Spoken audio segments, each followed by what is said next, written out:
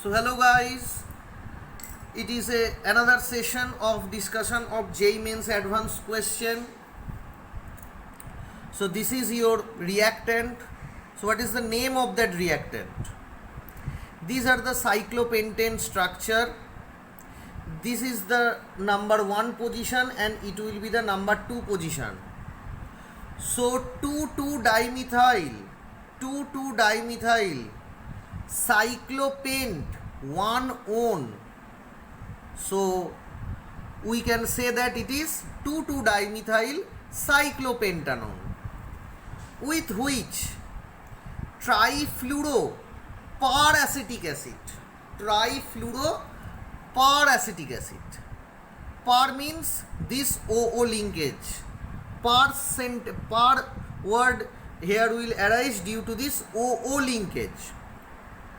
So within that 2 oxygen, this oxygen will be 16 isotope and this oxygen will be 18 isotope. So you have to identify the major product X.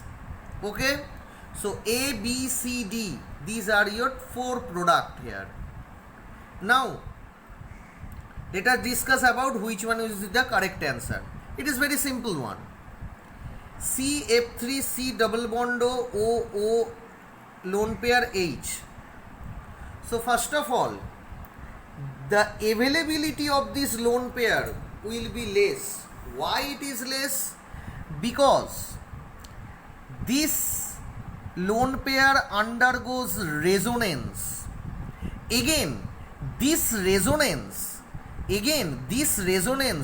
will be favored due to that 3 fluorine atom which is linked with that carbon, because all the fluorine atom will extract electron density towards itself.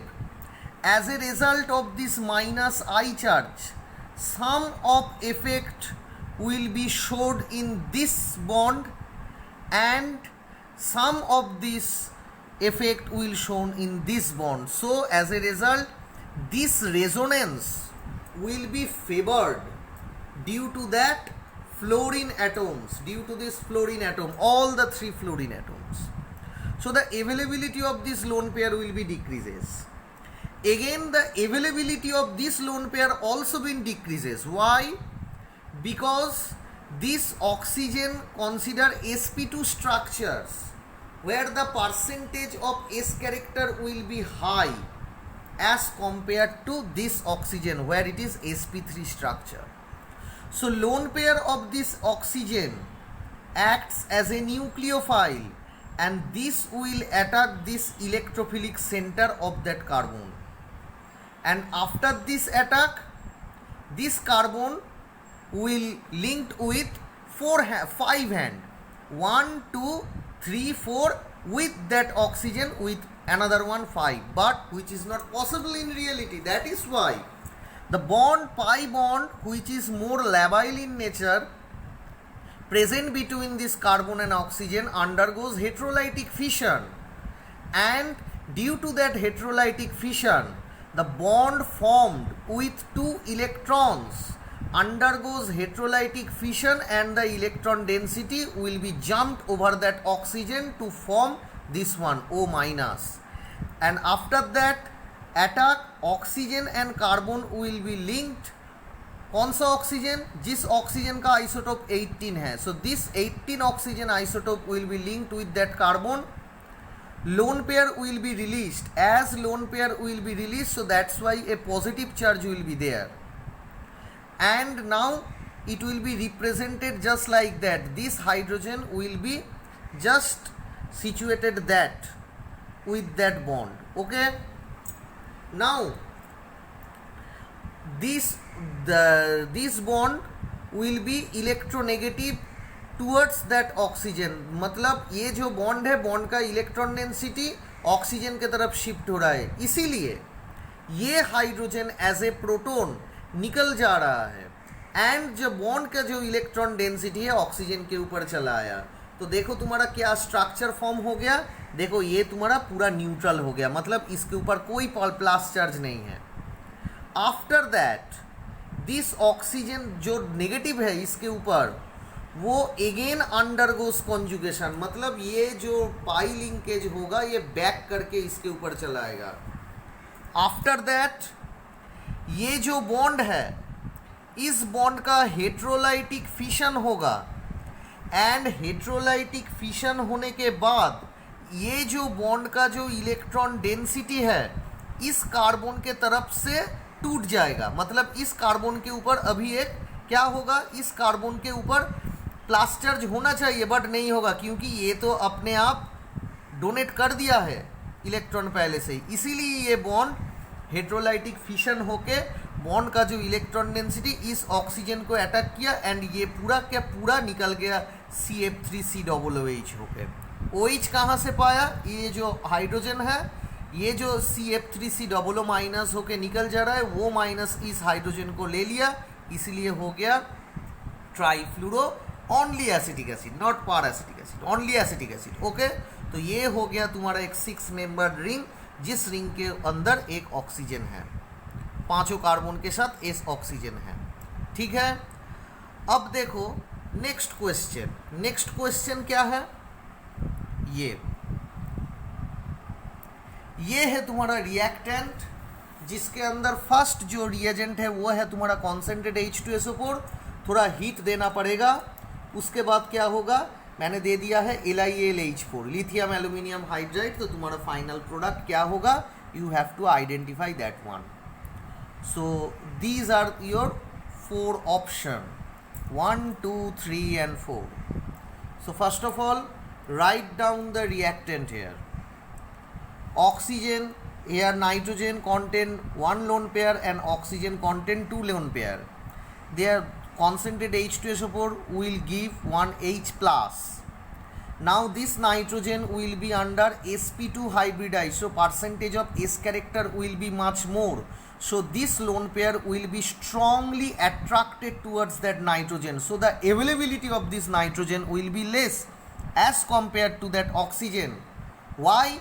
Because this oxygen will be this oxygen contain sp3 hybridization, and as due to that factor the percentage of S character will be less, that means 25%. That's why the availability of that lone pair will be more. So this lone pair will be used to extract this proton which is given from that concentrate H2SO4, and after that this oxygen will linked with that 2 hydrogen OH2 which is represented by that way, and after removal of 1 lone pair 1 plus charge will be present there. Then H2O step by step, this one stores by step. Okay, so first of all the nitrogen oxygen electronegativity, oxygen will be much more, due to that nature the electronegative center will be oxygen, and bond का जो electron density oxygen के तरफ shift हो रहा है, तो bond का जो इलेक्ट्रॉन डेंसिटी अगर ऑक्सीजन के तरफ शिफ्ट हो रहा है तो हेटेरोलाइटिक फिशन होने के बाद this will release at H2O, then nitrogen contain a plus charge. After that the bond between carbon and nitrogen, will undergoes heterolytic fission, and the electron density will shift towards that carbon center. So here a positive sign will appear there.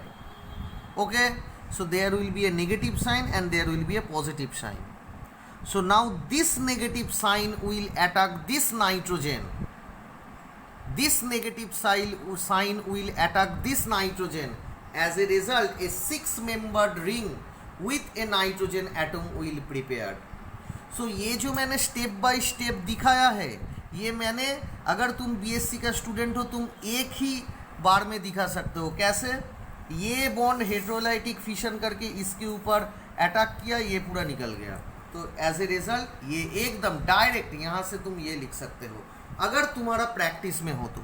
अगर तुम्हारे पास practice में ना हो तो तुम्हें step by step तुम्हें थोड़ा थोड़ा करके करना पड़ेगा। अब देखो क्या आ रहा है बाहर से, H2 उसके ऊपर ऑक्सीजन के ऊपर है लोन पेयर, तो वो लोन पेयर किसको दे दिया, कार्बन को। ये जो कार्बन का जो प्लस चार्ज है, इधर जो प्लस चार्ज फॉर्म किया उसमें अटैच्ड हो गया, तो हो गया देखो bond oxygen hydrogen hydrogen. Okay, catalyst क्या था इधर H+, तो उसको तो देना पड़ेगा ना फिर से। तो ये जो ऑक्सीजन हाइड्रोजन लिंक्ड है, ये जो हाइड्रोजन है this will release as H+, and oxygen hydrogen के ऊपर जो बॉन्ड का इलेक्ट्रॉन डेंसिटी ऑक्सीजन के ऊपर चला गया, तो वो हो गया तुम्हारा न्यूट्रल। तो you again can ask me a question, sir, why this bond will not be hydrolytic fission? ये बॉन्ड हेट्रोलाइटिक फिशन क्यों नहीं हुआ? अगर ये बॉन्ड तुम्हारा हेट्रोलाइटिक फिशन होता एंड वो जो हेट्रोलाइटिक फिशन है इसके ऊपर आके मतलब जो अटैक करता, तो क्या होता, नाइट्रोजन ये बॉन्ड के साथ एक कार्बन है, मतलब नाइट्रोजन तुम्हारा इधर चला आता, ठीक है। पर ये नहीं हुआ, ये क्यों हुआ, मतलब ये हेट्रोलाइटिक फिशन नहीं हुआ, ये क्यों हुआ? क्योंकि इसके पीछे एक रीज़न है।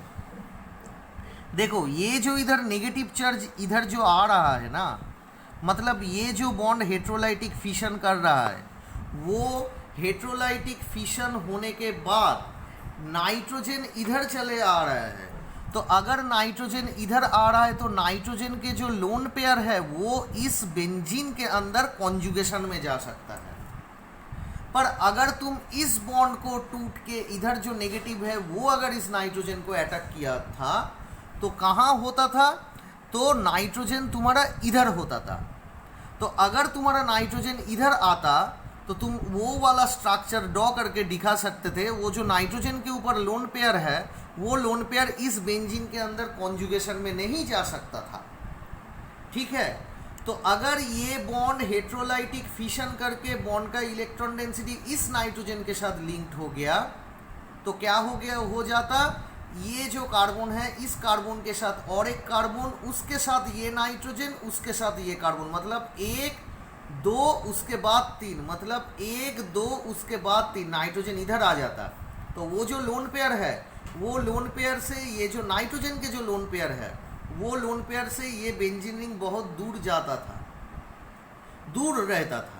तो इसीलिए वो जो लोन पेयर है वो लोन पेयर कॉन्जुगेशन में नहीं आता था, और अगर कॉन्जुगेशन रेजोनेंस कम हो जाता तो स्टेबिलिटी डिक्रीज हो जाता। इसीलिए ये नाइट्रोजन ये जो बॉन्ड है ये बॉन्ड हेट्रोलाइटिक फिशन करके इस नाइट्रोजन को अटैक किया, इसीलिए नाइट्रोजन इस जगह में आया और जो लोन पेयर है वो इस बेंजीन के अंदर कॉन्जुगेशन में चला जा रहा है, ठीक है। अब देखो ये है प्लस चार्ज।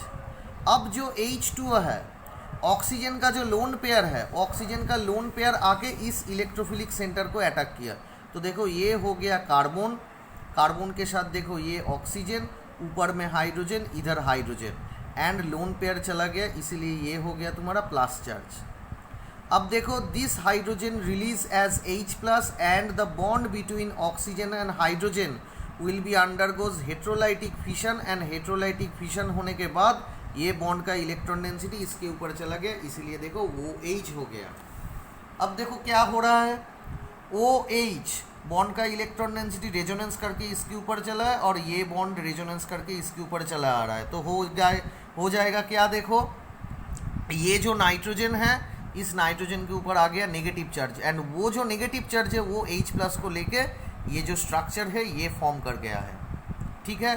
तो तुम्हारा ये एक रिवर्सेबल स्टेप है, तो रिवर्सेबल स्टेप में इस स्टेप का ज़्यादा एप्लीकेबिलिटी है, मतलब ये जो फॉर्म है इस फॉर्म से ये कीटो फॉर्म का स्टेबिलिटी ज़्यादा है, मतलब यहाँ से यहाँ आने का चांस तुम्हारा ज़्यादा है। तो देखो ये तुम्हारा स्ट्रक्चर हो गया। अब इसके अंदर मैं क्या दे रहा हूँ, LiAlH4, तो अगर मैं LiAlH4 ऐड कर रहा हूँ तो क्या होगा, ये जो कीटो लिंकेज है ये पूरा का पूरा कीटो लिंकेज रिड्यूस हो जाएगा, एंड रिड्यूस होने के बाद ये पूरा कीटो लिंकेज इधर नहीं रहेगा, मतलब देखो ये तुम्हारा बॉन्ड हो गया, ठीक है।